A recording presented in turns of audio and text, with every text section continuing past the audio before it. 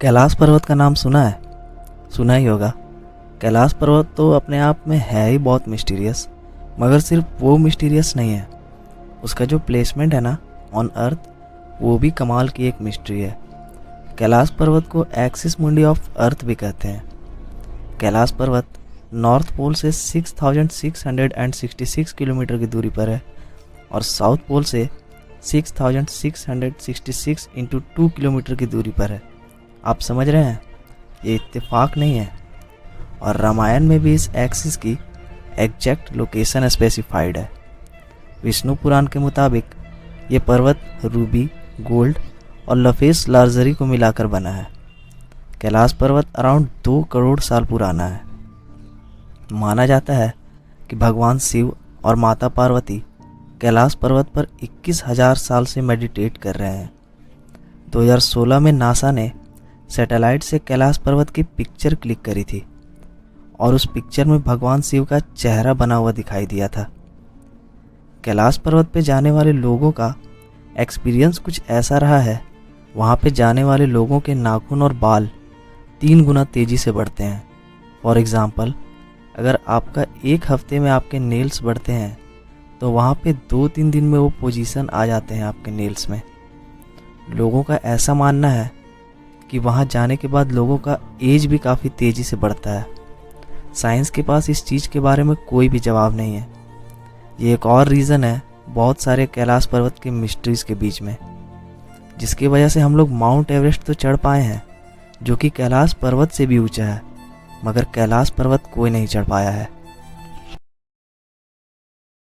उत्तराखंड बहुत खूबसूरत जगह है, बहुत सारी अच्छी जगह है नैनीताल उत्तराखंड में, मगर एक कमाल की मिस्टीरियस जगह है जिसको कहते हैं रूपकुंड। रूपकुंड का पानी जब सूखता है ना, तो वहाँ से बहुत सारे इंसानों के कंकाल निकलते हैं, ह्यूमन बोन्स। रूपकुंड को द लेक ऑफ स्केलेटन्स भी कहते हैं। झील में इधर उधर बर्फ़ में ये हड्डियाँ दबी हुई हैं। साल 1942 में एक ब्रिटिश रेंजर को गश्त के दौरान यह झील दिखाई दी थी। लगभग आधी सदी के मानव विज्ञानी और वैज्ञानिक इन कंकालों का अध्ययन कर रहे हैं।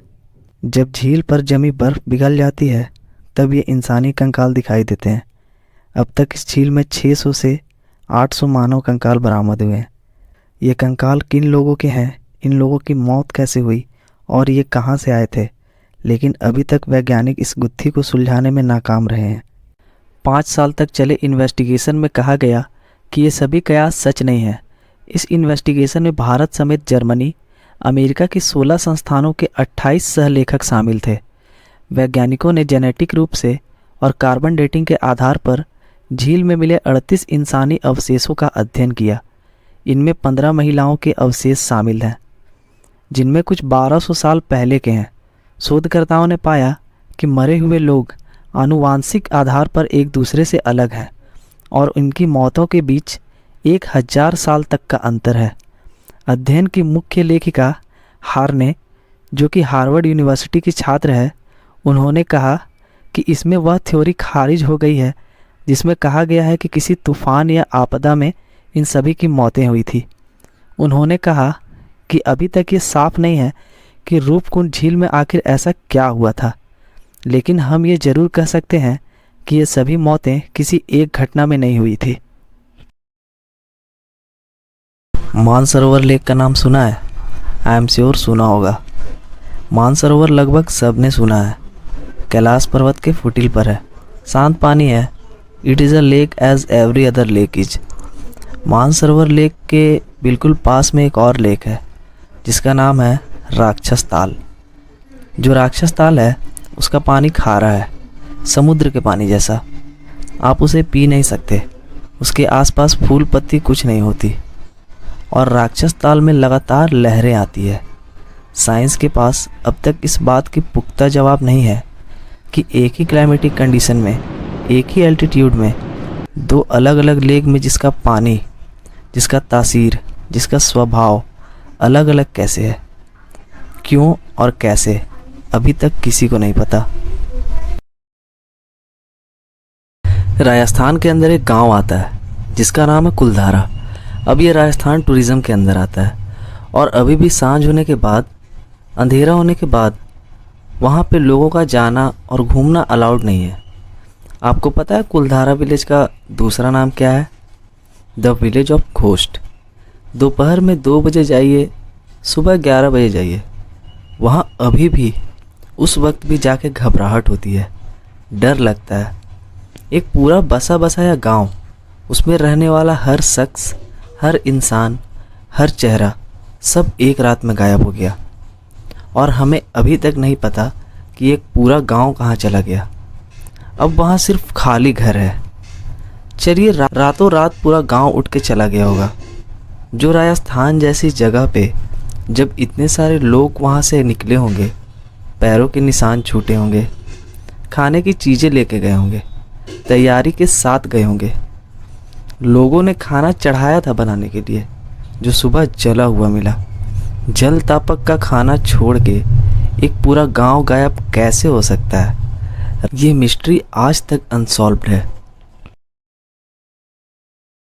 पद्मनाभ स्वामी टेम्पल। कई डोर्स हैं जो खोले जा चुके हैं।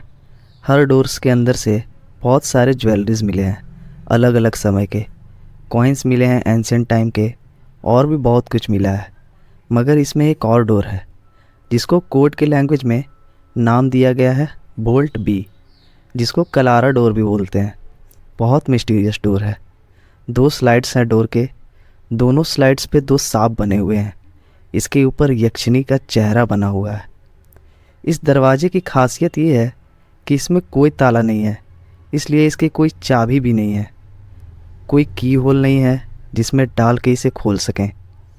For some reason Supreme Court ने उस दरवाजे को खोलने पे मनाही लगा दी है सालों से।